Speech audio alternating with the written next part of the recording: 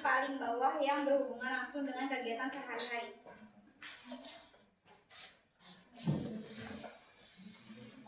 Oke ya, lanjut. Selanjutnya ada strategi bisnis, diferensi produk, dan fokus. Yang pertama adalah pengertian strategi diferensi produk, yang kedua adalah dasar diferensi produk, yang ketiga ada strategi diferensi produk yang bertahannya produk dan bertahannya keunggulan daya saing. Selanjutnya ada organisasi untuk mengimplementasikan. Oke, stop dulu, saya review. Nah, topik bahasan kali ini kita akan bahas mengenai strategi. Kalau bicara mengenai strategi ini merupakan sebuah upaya. Upaya itu apa sih? Tindakan, cara, metode, pendekatan yang nanti akan dilakukan oleh perusahaan sebagai implementasi atau pelaksanaan dari perencanaan dan keputusan yang telah ditetapkan perusahaan. Tentu dalam hal kata strategi, ini diciptakan perusahaan tidak boleh asal atau sembarangan, tetapi perusahaan harus melakukan upaya perencanaan dengan tepat. Seperti apa? Melakukan analisa, melakukan kajian, mempertimbangkan berbagai informasi, data, dan fakta dalam memutuskan mengenai strategi yang akan diterapkan atau diimplementasikan sebagai tindakan. Nah, untuk bisa nantinya strategi ini memberikan nilai keuntungan bagi perusahaan, maka perusahaan perlu untuk merumuskan strategi. Dalam merumuskan strategi, tentu perusahaan harus melihat apa nih kondisi, situasi, keadaan dari lingkungan bisnis yang mempengaruhi. Seperti lingkungan internalnya, perusahaan harus mempertimbangkan lingkungan internal, bagaimana kondisi keadaan perusahaan, seperti kondisi sumber daya organisasinya. Ketika menerapkan strategi, lihat kemampuan keuangannya. Nah, kemampuan keuangan atau finansial perusahaan mendukung atau tidak terhadap strategi yang akan diputuskan. Kedua, lihat teknologinya. Selain keuangan, lihat teknologi. Nah, teknologinya seperti mesin-mesin produksinya bagaimana? Mendukung atau tidak dalam hal strategi yang akan diterapkan. Yang ketiga, melihat dari sumber daya manusianya. Bagaimana orang-orang yang ada dalam perusahaan, seperti para pekerjanya, manajernya, kemampuan, keterampilan, keahlian, pengetahuannya, apakah semua sudah mendukung terhadap nilai strategi yang diterapkan oleh perusahaan atau diputuskan.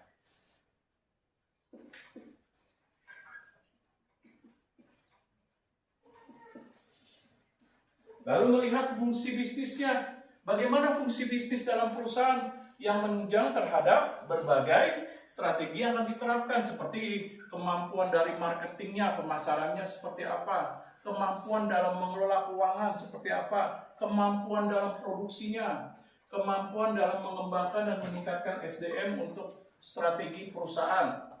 Lalu melihat dari bagaimana upaya perusahaan dalam melakukan fungsi bisnis berupa penelitian dan pengembangan dalam meningkatkan nilai kreativitas inovasi untuk mengembangkan produk dan mendukung terhadap keputusan strategi. Nah, selain itu juga melihat bagaimana nih seperti sistem, mekanismenya, ketentuan atau aturan, dan regulasi dari perusahaan. Ini semua udah berjalan nggak dengan baik? Sudah dilaksanakan nggak? Sejauh mana ini konsisten yang dilakukan perusahaan untuk bisa melaksanakan nilai strategi perusahaan yang memberikan keuntungan bagi perusahaan. Nah, ini juga harus dipertimbangkan. Nah, selain itu juga perusahaan harus melihat faktor lingkungan bisnis eksternalnya, yaitu apa? Kondisi di luar perusahaan, seperti konsumennya. Bagaimana konsumennya terhadap perilakunya, terhadap keinginan, kebutuhan, kepuasan konsumen.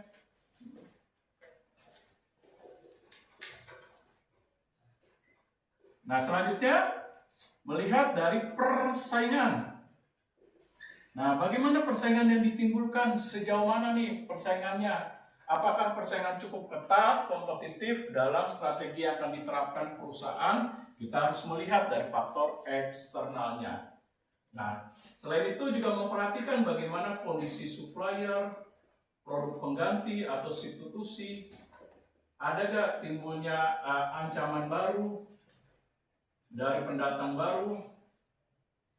Nah, lalu memperhatikan kondisi-kondisi yang lain dalam lingkungan eksternal, seperti bagaimana kondisi ekonomi. Nah, sekarang ini kondisi ekonomi, sosial, budaya, faktor pertimbangan demografi, dan faktor geografi. Nah, seperti contohnya, kalau ingin menerapkan strategi bisnis, lihat bagaimana kemampuan daya beli dari masyarakat, nilai inflasi, nilai tukar, pendapatan dari suatu negara, apakah sudah mendukung strategi yang diterapkan perusahaan. Jangan sampai strategi sudah diterapkan, tetapi nanti daya beli masyarakat melemah, sehingga pencapaian tujuan dan sasaran dari strategi tidak tercapai dengan optimal. Lalu apalagi melihat budaya. Nah, seperti bagaimana perilaku konsumen, sebab budaya akan mempengaruhi perilaku konsumen. Apa saja yang mempengaruhi dalam perspektif konsumen dalam keputusan pembelian? Apakah dipengaruhi oleh faktor religi, seperti contoh membeli pakaian, dipengaruhi oleh nilai-nilai religi seperti nilai keagamaan, beli pakaian, yaitu misalnya pakai jilbab, terus pakaian koko dan lain sebagainya. Lalu apalagi? Budaya mempengaruhi dalam keputusan pembelian, seperti pada saat makanan ada sertifikat label halal dan lain sebagainya. Nah, ini budaya akan mempengaruhi dalam hal keputusan pembelian. Oleh sebab itu, perusahaan harus mempertimbangkan nilai budaya dalam strategi yang akan diputuskan. Lalu faktor demografi. Nah, seperti contoh, lihat kondisi, keadaan, situasi dari setiap wilayah. Seperti contoh, ketika strategi perusahaan ini mengembangkan usaha, membuka berbagai industri, maka perhatikan bagaimana kondisi populasi. Jangan buka usaha di tempat yang sepi, pegunungan Jaya Wijaya. Nah, siapa yang mau beli? Penduduknya aja setiap 1 kilometer itu jauh. Satu rumah 1000 kilometer baru ada rumah lagi. Nah, kalau seperti itu siapa yang akan membeli? Oleh sebab itu perhatikan faktor demografi, seperti penyebaran penduduk atau tingkat populasi. Nah, lalu lihat faktor geografi. Kenapa banyak pabrik, industri ketika ingin menerapkan strategi mengembangkan usaha, paling banyak itu berada di kota-kota besar seperti ini. Salah satunya di Jakarta, di Surabaya, di Medan, lalu 8 kota besar yang lainnya. Nah, kenapa nggak di daerah terpencil sih? Nah, karena faktor daripada geografi, faktor tersebut sudah menguntungkan dalam strategi, fasilitas, sarana dalam bisnis sudah mendukung. Nah, untuk itulah mengapa dalam strategi bisnis perlu adanya mempertimbangkan faktor kondisi eksternal seperti geografi. Nah, selain ini, nanti dalam strategi perusahaan akan memutuskan bagaimana strategi akan digunakan dan diterapkan. Nah, ada berbagai macam bentuk nilai strategi yang bisa diterapkan oleh perusahaan. Nah, salah satunya adalah berdasarkan level bisnis. Nah, di mana level bisnis ini penerapan nilai strategi dari perusahaan itu terbagi atas 3 tahapan atau 3 tingkatan. Nah, pertama tahapan di daerah fungsional. Nah, ada yang mau kasih komentar seperti apa di tingkatan fungsional bisnis dalam strategi? Ayo, ada yang bisa kasih komentar seperti apa?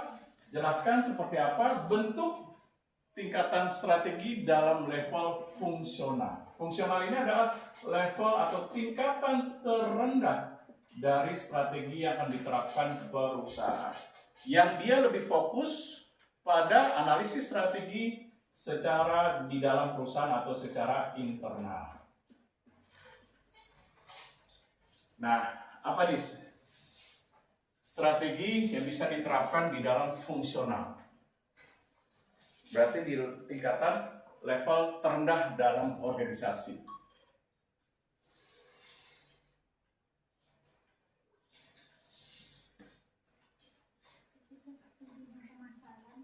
Ya? Oke, berarti apa? Berbagai strategi yang diterapkan perusahaan untuk mendukung kegiatan dan aktivitas bisnis. Meliputi apa? 5 fungsi daripada bisnis. Yang pertama, strategi dalam bidang pemasaran atau marketing. Nah, apa nih yang bisa diterapkan dalam strategi marketing dalam fungsi bisnis secara penerapan fungsional? Apa nih kalau dalam marketing? Ayo, kalau dalam marketing strateginya apa? Mengiklankan di media Bisa pertama menggunakan advertising, yaitu bentuk konsep iklan untuk memperkenalkan kepada masyarakat atau konsumen terhadap produk yang dihasilkan perusahaan. Ini loh produk kami memiliki keunggulan, memiliki manfaat, inilah keunikan produk kami dibandingkan pesaing. Oleh sebab itu perlu adanya iklan atau advertising. Nah, iklan yang dilakukan ini bagaimana? Bisa menggunakan media cetak sosial. atau media elektronik seperti media cetak, majalah, koran, baliho, dan lain sebagainya. Kalau media elektronik apa? TV, radio, terus media sosial. Nah, nanti perusahaan akan bikin konsep iklannya, yaitu apa? Harus menarik, kata-katanya mudah diingat, lalu yang menimbulkan rasa penasaran bagi konsumen untuk mencoba membeli. Lalu apa lagi? Nah, iklan harus sering muncul frekuensinya supaya masyarakat ingat. Nah, ketika ingin membeli suatu produk berdasarkan keinginan dan kebutuhan, maka keputusan pembelian yang teringat dalam benak konsumen pertama adalah produk tersebut. Oleh sebab itu, iklan frekuensinya harus sering muncul. Contoh kayak Aqua. Nah, ketika haus kan orang kebanyakan datang mau makan apa kayak terserah, bakso, soto, nasi goreng. Ketika selesai makan, Bang, Bu, Mbak, Dek, ada Aqua gak? Lagi kosong. Mas, yaudah yang lain deh. Nah, ini dia keputusan pembelian. Lalu apa lagi? Dalam advertising, dalam pemasaran strateginya selain advertising, bisa menggunakan public relation atau PR atau humas. Seperti apa konsep bentuk humas? Nah, seperti contoh, misalnya ketua kelas paling senang tuh kalau jalan-jalan ke PRJ, apalagi nemui SPG otomotif. Wah, habis ngobrol-ngobrol, segala macam, ujung-ujung Mbak minta nomor WA-nya tuh. Nah, itu dia. Nah, berarti ini public relation, yaitu menggunakan daya tarik kepada orang, bisa berpenampilan menarik dan lain sebagainya, atau dengan menggunakan konsep promo seperti Indomie pernah mengadakan sayembara jingle Indomie. Nah, lalu apa lagi? Seperti Aqua pernah memperkenalkan produk Maison dengan memperkenalkan kepada masyarakat untuk ikut terlibat dalam lari maraton sekaligus promosi terhadap Maison. Nah, inilah konsep contoh public relation. Lalu apa lagi public relation? Seperti misalnya produk baru, datangi ke kampus-kampus, buka stand dengan diberikan secara gratis cuma-cuma supaya memperkenalkan kepada konsumen, melakukan pendekatan kepada masyarakat. Nah, selain ini apa public relation? Selain public relation, advertising, apa lagi strategi pemasaran? Apa lagi? Bicara mengenai harga, price. Seperti apa? Memberikan diskon. Misalnya dimulai dari 10%, paling tinggi sampai 70% misalnya. Nah, lalu apa lagi? Beli 2, gratis 1. Iya, masa beli 1 gratis 1 jarang. Kasihan perusahaan bisa bangkrut. Nah, lalu apa lagi? Nah, dengan cashback. Nah, seperti beli sekarang ini dapat misalnya nanti hadiah, misalnya beli handphone produk baru, misalnya powerbank, dapat hadiah. Nah, lalu selain cashback, undian, voucher dan lain sebagainya. Nah, selain harga apa lagi? Dalam bentuk direct Marketing. Apa nih strategi direct marketing?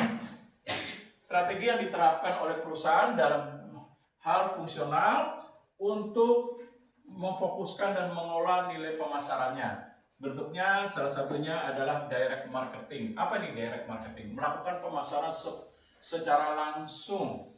Nah, secara apa langsung? Contohnya apa? Memanfaatkan berbagai media sosial untuk menjangkau konsumen, akses konsumen yang jauh lebih luas. Seperti menggunakan Instagram, menjadi mitra Shopee, lalu menjadi mitra TikTok. Nah, melakukan live pagi, siang, sore, jam 2 malam live juga. Nah, supaya mendapatkan jangkauan atau konsumen jauh lebih luas dibandingkan iklan di surat kabar atau di televisi.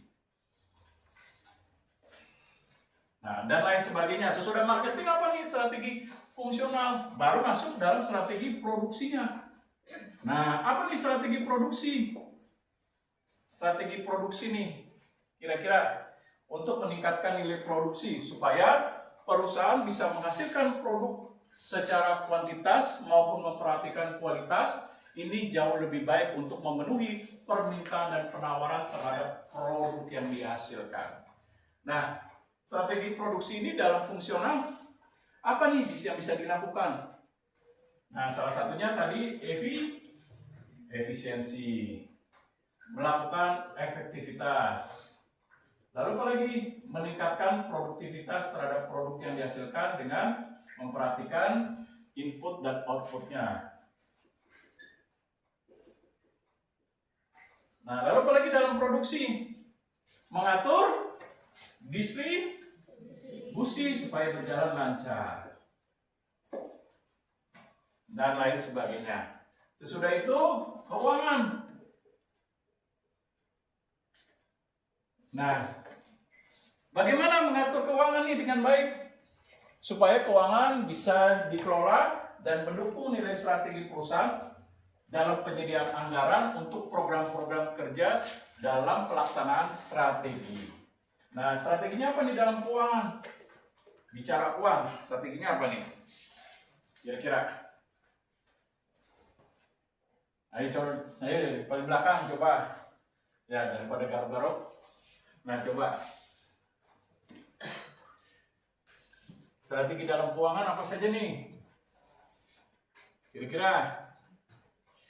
Strategi dalam mengatur uang atau duit atau money. Bahasa Jepangnya hepeng. Apa strategi dalam keuangan?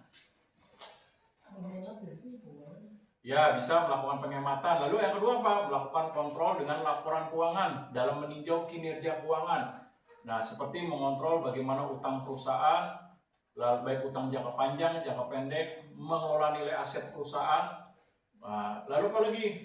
Mengelola nilai keuntungan, laba ruginya, dan lain sebagainya. Nah, lalu SDM. Strategi SDM. Kira-kira apa nih strategi SDM? Strategi SDM.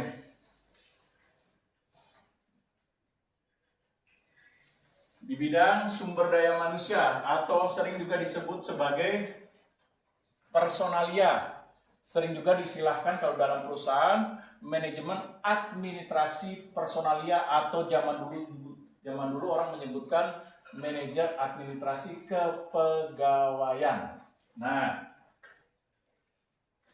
strateginya apa nih? Oke, memberikan pelatihan, training, memberikan pengembangan terhadap kemampuan, keterampilan, dan keahlian untuk mendukung strategi. Lalu apa lagi? Berikan kesejahteraan supaya bekerja rajin, giat, tekun, produktif, optimal dalam mendukung strategi perusahaan. Lalu apa lagi dalam SDM strateginya? Mengevaluasi tenaga kerja, Pak. Oke, melakukan penilaian kinerja. Bagaimana kerjanya selama ini? Cukup rajin nggak? Giat nggak? Lalu berprestasi atau tidak? Penilaian kinerja karyawan.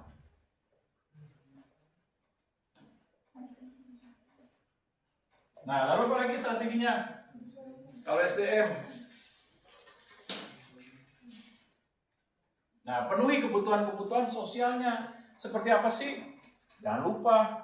Nah, orang udah kerja 1 tahun rajin, pengen lebaran, beli baju, giliran ditanya bos, nggak ada nih bos. Udah 3 hari, apa aja 3 hari? Berapa gitu? Apa aja 3 hari? Nah, ya sudah bos 3 hari mau lebaran nih. Nah, apa tuh? THR jangan lupa. Berikan pemenuhan kebutuhan sosial berupa tunjangan hari raya. Nah, lalu apa lagi kebutuhan sosial untuk pekerja? Ada tunjangan kesehatan atau asuransi kesehatan, asuransi kecelakaan kerja, dan lain sebagainya. Nah, sesudah ini baru perusahaan, kalau perusahaan yang besar, dia menambah nilai strategi fungsional satu lagi, yaitu apa? Lead bank. Ada yang tahu lead bank?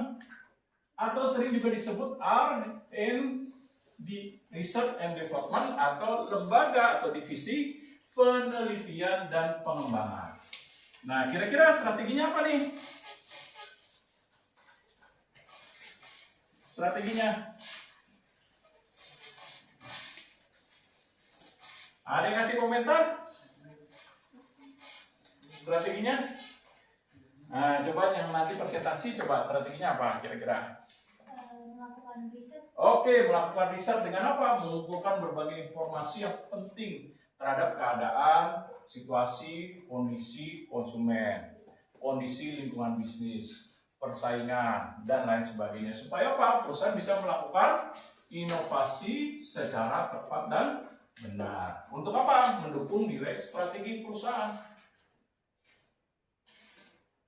Nah, kalau strategi fungsional sudah dilakukan, berarti kita akan masuk dalam strategi bisnis. Nah, sering juga disebut strategi SBU. Nah, supaya nggak ngantuk, apa itu SBU coba? SBU yang isi bensin tuh Pak, ada yang pertalite, solar. Apa itu strategi SBU? Hah? Oh, masa nggak tahu? Coba strategi SBU. Apa SBU? Kalau nggak tahu. Lapor ini nih, Om Dede macamnya ponakannya nih. Strategi bisnis unit. Iya, apa penjelasannya? Dia fokus pada unit tertentu aja Pak dalam Oke. suatu perusahaan.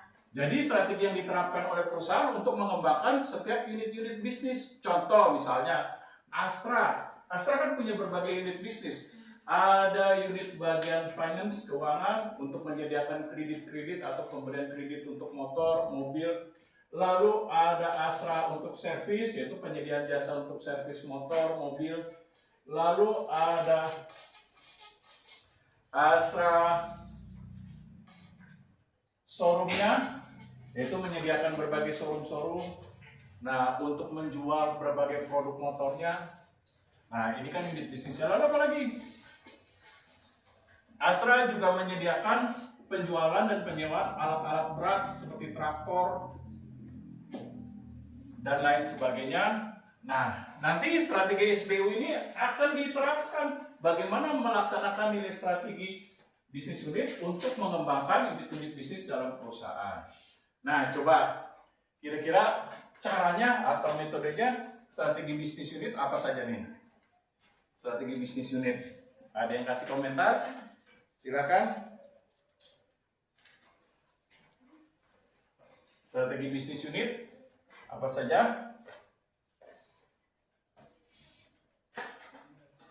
Ayo. Nah, strategi bisnis unit. Nah, coba nih, apa nih strategi bisnis unit? Kira-kira.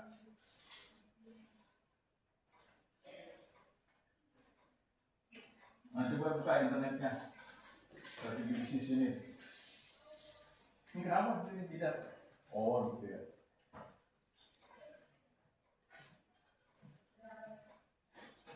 Nah, coba cari berbagai kata kuncinya, berbagai metode strategi dalam bisnis unit.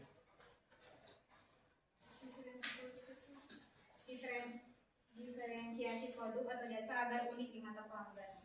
Oke, strategi bisnis unit bisa dalam strategi diferensiasi, yaitu apa? Menciptakan suatu bentuk nilai keunggulan tersendiri terhadap produk yang dihasilkan, sehingga produk tersebut memiliki unikan dan sulit untuk ditiru. Contohnya Microsoft Windows, sampai sekarang Microsoft Windows tetap menjadi pemimpin pasar terhadap produk software. Belum ada pesaing yang mengalahkannya. Bahkan sekalipun itu Apple menggunakan program software berupa Macintosh, tetap belum bisa menggeser daripada Windows. Windows tetap di dunia menjadi penjualan nomor pertama dalam penjualan software terbaik. Yang mengikuti kedua baru produk dari Apple berupa Macintosh.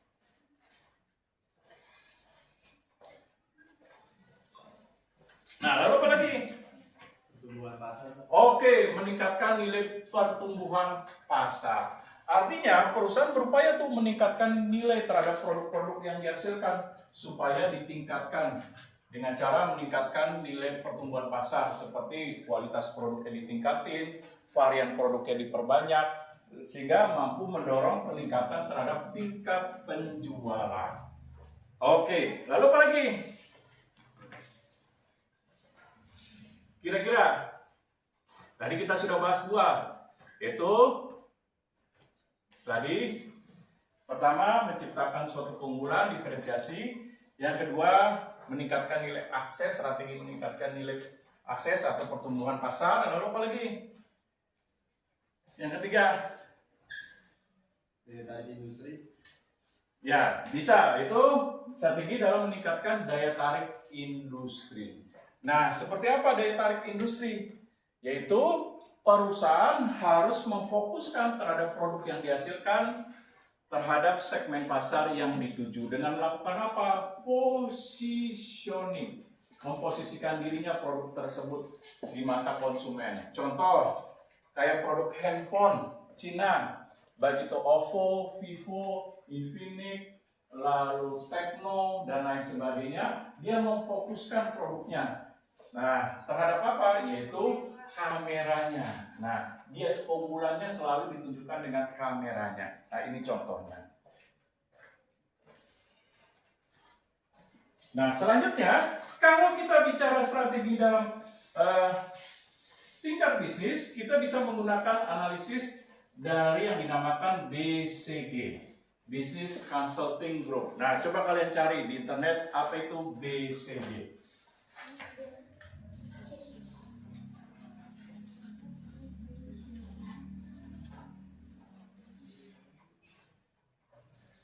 BCG, Business Consulting Group.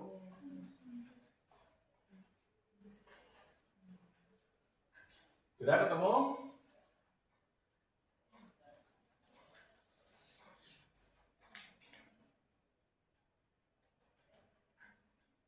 Kalau sudah, tolong dibacakan. BCG itu apa?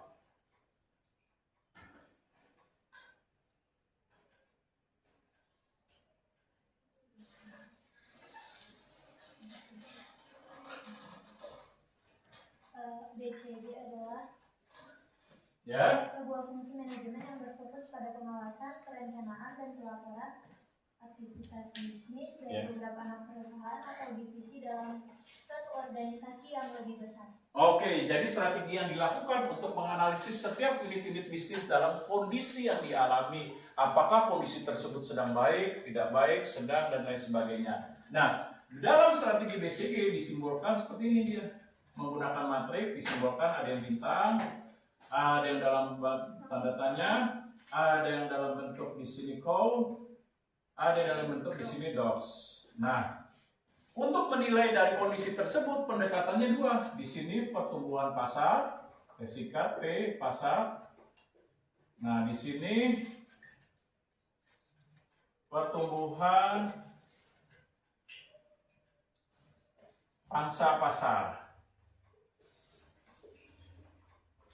Nah, kalau kondisinya dia unit bisnisnya ini, artinya apa? Kondisinya sedang prima dia. Nah, baik akses pasar maupun pangsa pasar atau pertumbuhan pasarnya sedang baik. Nah, dia bisa membuka perusahaan cabang, membiayai bisnis-bisnis yang lain, atau mendukung terhadap strategi bisnis unit yang baru didirikan. Nah, yang kedua, yaitu apa? Pangsa pasarnya mulai melemah, tapi pertumbuhan pasarnya tinggi. Biasanya dia apa? Membiayai unit bisnis yang lain untuk bisa berjalan maju atau berkembang.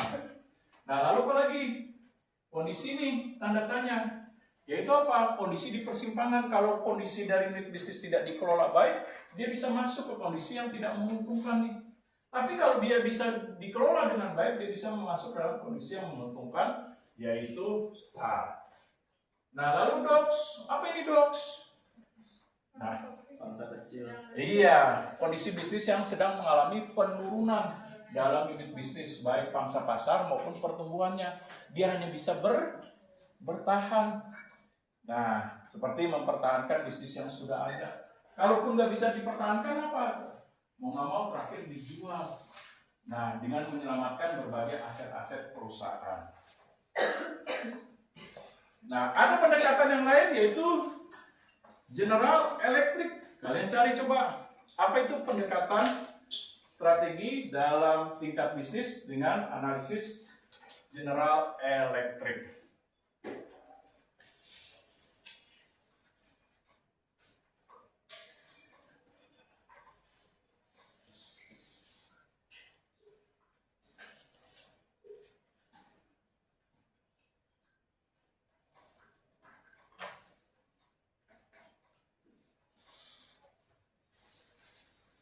Udah ketemu? Kalau udah ketemu tolong bacakan. Alat analisis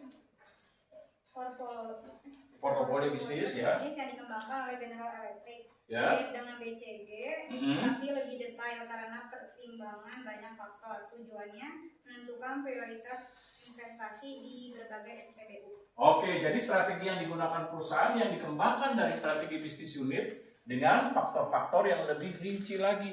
Nah, dia akan menganalisis berdasarkan kondisi bisnis. Ada simbolnya dia, ada yang tidak salah, ada yang warna merah, terus ada yang biru, ada yang warna coklat, yang dimana setiap warna itu melambangkan kondisi bisnis. Seperti kondisi sedang baik, dia melambangkan warna coklat, kondisi bisnisnya sedang prima. Kalau kondisi bisnisnya tidak baik, dalam kondisi yang merah. Nah, inilah yang digunakan dalam General Electric. Nah, sesudah ini kita masuk dalam strategi korporat, yaitu apa? Strategi tingkatan level yang tertinggi dalam perusahaan yang biasa dirumuskan dan disusun, diputuskan oleh dewan direksi seperti manajer utama, nah, para komisaris, serta didukung para manajer seperti wakil direktur, asisten direkturnya, lalu manajer bagian wilayah, dan manajer fungsional, dan lain sebagainya. Didukung oleh para manajer. Nah, coba kalian cari strategi di level korporasi apa saja. Strategi tingkat paling tinggi dalam perusahaan mengatur arah jangka panjang perusahaan secara keseluruhan, mencakup Bentar. Berarti strategi yang diciptakan perusahaan untuk jangka waktu yang panjang. Biasanya di atas 5 tahun. Nah, untuk menentukan apa? Arah dari organisasi. Seperti organisasi nanti dibawa ke kepemimpinan saya. Nah, seperti contoh nih, mau dibawa kemana? Seperti contoh Prabowo nih ditetapkan sebagai presiden 5 tahun ke depan. Dia harus punya strategi korporasi dalam jangka waktu panjang 5 tahun ini Indonesia mau dibawa kemana? Nah, ini dia. Nah, oke, lanjut. mencakup bisnis apa saja yang akan dijalankan. Oke, mencakup bisnis apa saja yang dijalankan. Artinya, dia harus punya bisnis utama apa yang mau diciptakan terhadap keunggulan. Oke, lanjut. Di mana akan bersaing dan bagaimana mengalokasikan sumber daya antar bisnis atau unit usaha. Oke, bentar. Berarti persaingannya seperti apa? Apa keunggulannya? Apa keutamaan produknya? Lalu siapa yang menjadi sasaran konsumennya? Nah, ini dia. Strategi korporat. Oke, lanjut. Sudah, Pak. Oke, nah coba cari kalian jenis strategi korporasi apa saja. Strategi pertumbuhan, strategi stabilitas, strategi penciutan sama kombinasi. Stabilitas, pertumbuhan, lalu Penciutan sama kombinasi. kombinasi. Oke. Nah, kita akan bahas satu-satu. Nah, pertumbuhan apa saja nih? Meliputi apa saja? Perusahaan memperluas bisnisnya. Oke, memperluas bisnis, ekspansi seperti membuka perusahaan-perusahaan cabang atau membuka jenis-jenis bisnis yang baru yang gak ada kaitannya dengan bisnis sebelumnya. Contoh, kayak Gramedia, oh udah punya toko buku, buka lagi percetakan, oh udah lagi buka percetakan, buka lagi pendidikan, punya kampus, Universitas Multimedia Nusantara. Lalu, oh kayaknya nggak cukup nih kita tahun ini bisnisnya menguntungkan. Buka hotel, Gramedia, Hotel Santika yang nggak ada hubungannya dengan bisnis sebelumnya. Kalau toko buku, percetakan kan masih ada dengan bisnis sebelumnya. Nah. Lalu apa lagi? Oh kita masih punya duit nih. Perusahaan hari ini, tahun ini untung besar. Ya udah kita beli perusahaan-perusahaan yang mau bangkrut. Nah contohnya seperti Unilever membeli perusahaan kecap Cap Bango. Nah sekarang kecap Cap Bango menjadi bagian dari perusahaan Unilever. Nah diambil, diakuisisi. Nah lalu apa lagi? Masuk ke industri baru atau diversifikasi. Ya seperti industri baru. Podomoro. Nah bisnis utamanya apa sih Podomoro? Podomoro Group bisnisnya properti kan? Nah bangun rumah, gedung, apartemen, tiba-tiba membuka bisnis baru, punya kampus tuh University Podomoro. Nah ini dia.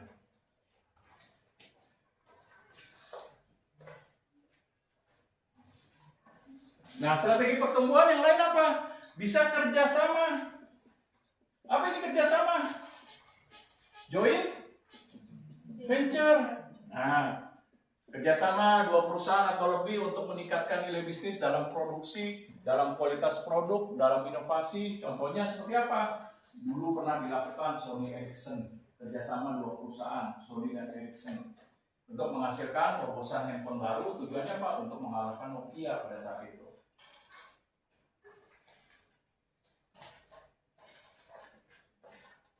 Nah, kita sudah bahas pertumbuhan. Stabilitas apa nih? Strategi stabilitas. Fokus mempertahankan posisi yang ada tanpa ekspansi besar. Oke, memfokuskan perusahaan terhadap produk yang sudah ada. Seperti contohnya Coca-Cola mempertahankan stabilitasnya dengan apa? Berbagai iklan yang selalu didengung-dengungkan always Coca-Cola. Nah, dengan jinglenya apa yang terkenal? Libur. Kan lagunya selalu pada saat liburan tuh. Nah, dimanapun, dalam situasi apapun, always Coca-Cola. Nah, ini dia.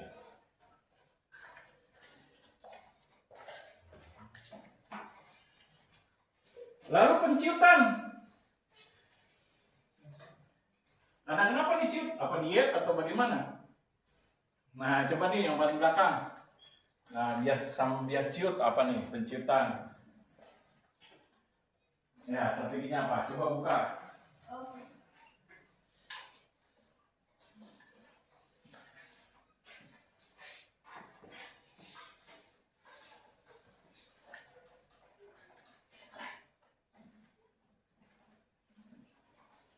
Nah sekarang ini banyak nih, sesudah biasanya gelombang COVID selesai, banyak tuh perusahaan-perusahaan besar melakukan penciutan nih. Nah beberapa divisi-divisi yang tidak lagi produktif ditutup.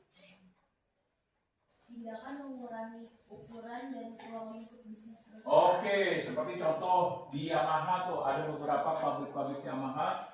Nah itu tidak lagi dibuka karena kenapa? Dinilai di situ penjualannya sudah semakin menurun. Ya sudah, daripada dipaksakan perusahaan mengalami kerugian, lalu juga tidak mengalami keuntungan, lalu bisa membebani anggaran perusahaan, ya sudah dilakukan penciutan. Beberapa cabang-cabang perusahaan yang tidak menguntungkan dalam penjualan atau labanya yang tidak mencapai target biasanya ditutup. Nah seperti kasus yang pernah tuh ada di Yamaha, beberapa kawasan industrinya sudah ditutup. Nah ini dia.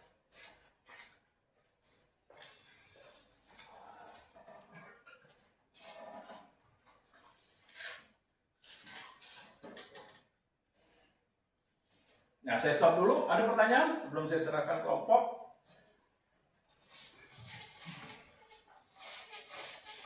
Kalau tidak ada, lanjutkan kelompok.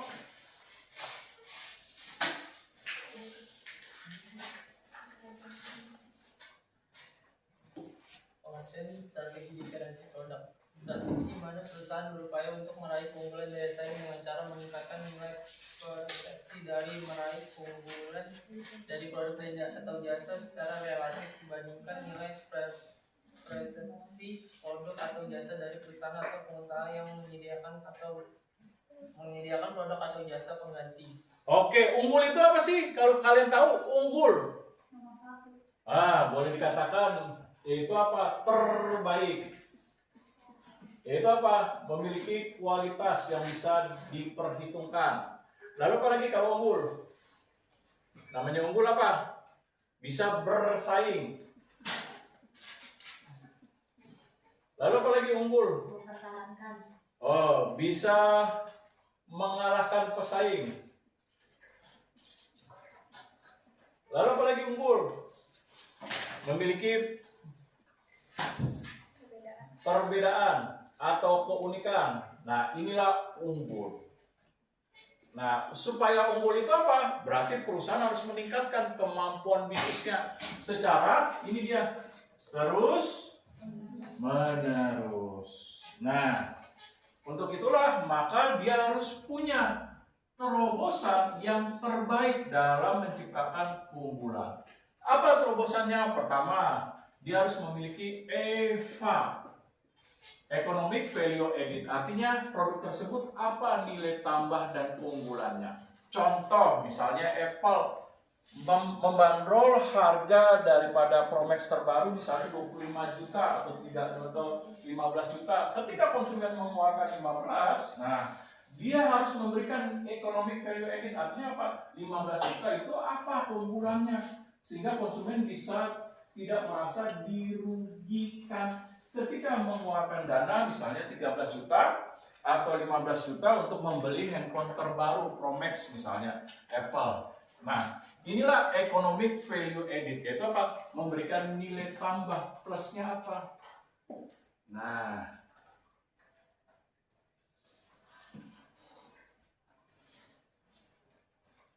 lalu apa lagi? Dalam diferensiasi produknya unik, sulit ditiru, memiliki keunggulan tersendiri. Contohnya apa? Microsoft sekarang Windows. Sampai sekarang Windows belum ada yang niru, sulit. Paling ngebajak iya. Nah, tapi untuk niru itu sulit. Karena kenapa? Windows punya keunggulan tersendiri sebagai operating system dalam komputer yang digunakan, baik untuk laptop, notebook, lalu untuk PC dan lain sebagainya.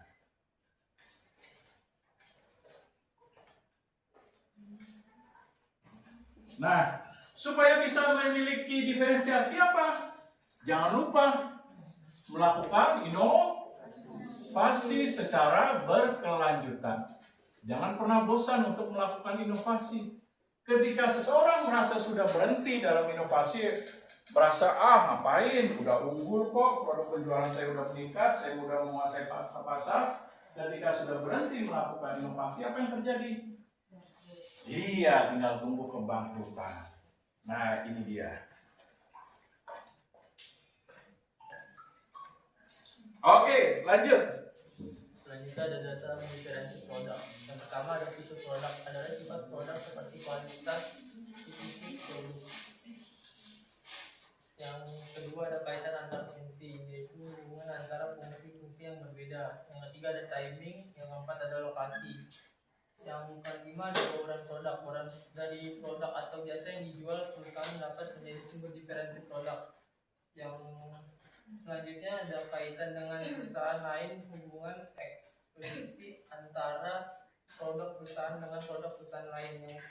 Yang terakhir ada reputasi, produknya merupakan basis diferensi produk paling kuat. Oke, supaya produknya dinilai unggul apa? Jangan lupa perhatikan bagaimana kemasannya. Nah, lalu nilai keunggulan dari produk tersebut apa? Apa pembedanya? Nah, Lalu apa fungsi daripada produk? Nah, sesudah itu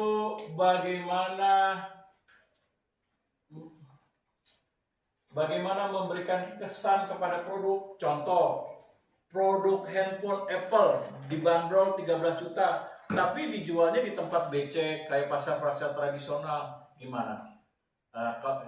Dalam hal kesan. Pasti konsumen bilang, di 13 juta benar atau enggak? Kok jualnya dekat pasar cabai, sebelahnya jual jengkol. Nah, kira-kira pantas kan ya? 13 juta kok dijual di kondisi pasar tradisional, tempatnya becek, bau. Nah, terus tanahnya berbatu-batu, lalu juga jalanannya belum bagus. Wah, bener gak sih ini? Jangan-jangan palsu lagi kan, konsumen jadi curiga. Tapi kalau dikemas 13 juta dengan kesan yang baik, misalnya produk handphonenya, nah dikemas di tempat mall-mall bergengsi, lalu sesudah itu dilayani SPG yang cantik-cantik, nah lalu ditambah ruangannya ber-AC, ditambah wifi, lalu juga ditambah pelayanan kalau datang konsumen cuma nanya-nanya doang, dikasih minum, permen, ada yang ditambah biskuit dan lain sebagainya. Nah, pasti akan memberikan kesan yang baik. Oh, benar nih produknya berkualitas. Nah, ditambah pelayanannya bagus. Nah, misalnya datang ke kelas, ayo mampir dulu, nanya-nanya doang, nggak apa-apa, nggak beli juga nggak apa-apa. Nah, diterangin sampai 2 jam berusaha. Nah, ujung-ujungnya maaf ya Mbak, semua nanya ya udah nggak apa-apa, tetap memberikan pelayanan yang terbaik. Nah, kalau seperti itu, nah pasti memberikan kesan yang baik bahwa produk tersebut memiliki nilai keunggulan tersendiri. Oke, lanjut. Selanjutnya ada strategi diferensiasi produk dan pertahanan keunggulan daya saing. Ada 2 poin, yaitu yang pertama dasar langkah untuk diferensiasi produk. Langkah dari strategi diferensiasi produk tergantung pada kemampuan dari masing-masing perusahaan untuk bertindak kreatif.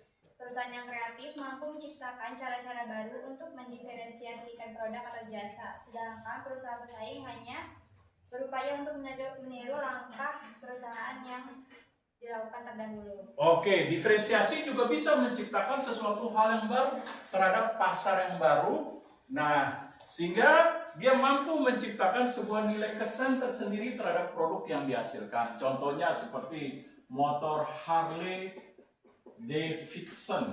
Nah, dia kan tidak dijual sembarangan, distributornya tersendiri, showroomnya juga tersendiri. Nah, sehingga menimbulkan kesan bahwa produk tersebut motor yang lux, yang bergengsi. Nah, memiliki kualitas tersendiri.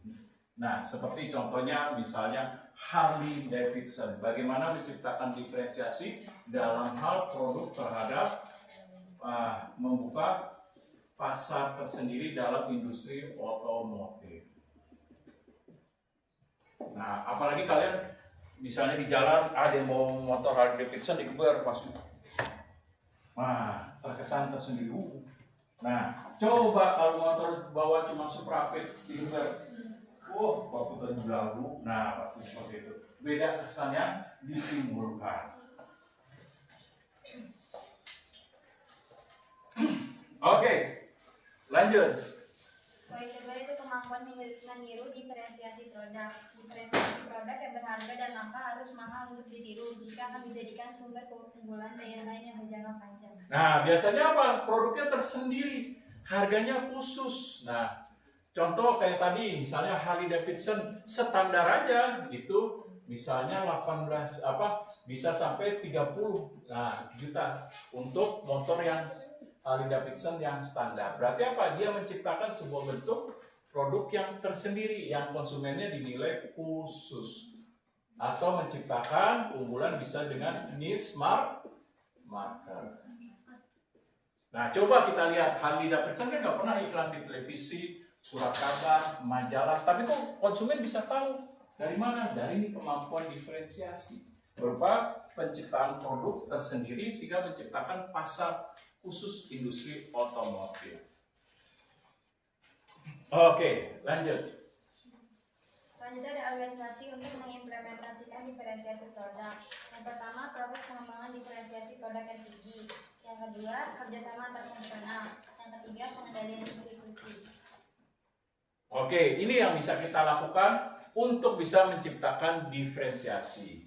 Pengembangan yang tidak pernah bosan, inovasi, tingkatkan kreativitas, lalu perbaiki produk secara terus-menerus, kembangkan teknologi produknya, lalu juga kendalikan bagaimana kualitas terhadap produknya, pemasarannya, produksinya, dan lain sebagainya. Oke. Yang terakhir itu kesimpulan. Kesimpulannya itu perusahaan yang menghasilkan produk yang sama bisa saja memiliki biaya yang berbeda karena berbagai faktor. Lalu kepemimpinan biaya dalam sebuah industri dapat menghasilkan keuntungan ekonomi yang dapat membantu perusahaan dalam mengurangi ancaman. Dan diferensiasi produk ada jika pelanggan mempersepsikan suatu produk tertentu dari sebuah perusahaan lebih berharga daripada produk perusahaan lainnya. Oke, dalam kesimpulan tadi saya dengar ada kepemimpinan biaya atau sering juga disebut dalam bahasa Jawanya cost leadership. Nah, apa ini cost leadership? Ada yang tahu? Mau ngasih komentar silakan. Cost leadership apa tuh? Nah, coba ketua kelas apa? Ketua kelas. Cost leadership.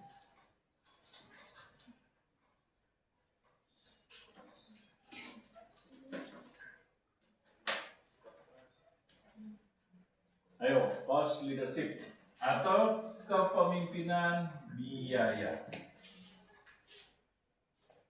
Strategi bisnis di mana sebuah perusahaan berusaha menjadi produsen dengan biaya terendah di industri. Oke, berarti dia bersaing terhadap faktor biaya. Dia mampu menekan biaya produksi.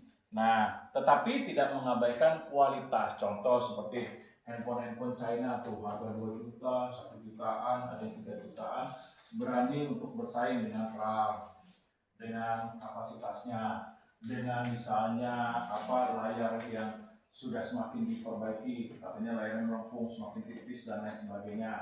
Nah, lalu apa lagi dalam hal cost leadership? Nah, terus dibanderol harga 3 jutaan katanya bisa bersaing dengan gaming handphone gaming menggunakan Snapdragon dan lain sebagainya. Nah, inilah dari cost leadership, yaitu apa? Menekan biaya produksi. Nah, supaya biaya produksi ditekan tapi tidak mengabaikan nilai kualitas. Dengan apa? Menerapkan efisiensi. Nah, ini dia. Oke, ada pertanyaan? Silakan. Ada yang mau ditanyakan? Jangan malu, sampai ngeces gitu tuh, jangan ngeces. Nah, silakan kalau mau ditanyakan. Oh, tidak ada. Kalau tidak ada, ya silakan ditutup. Lanjut ke Oh, masih ada. Oke, silakan lanjut.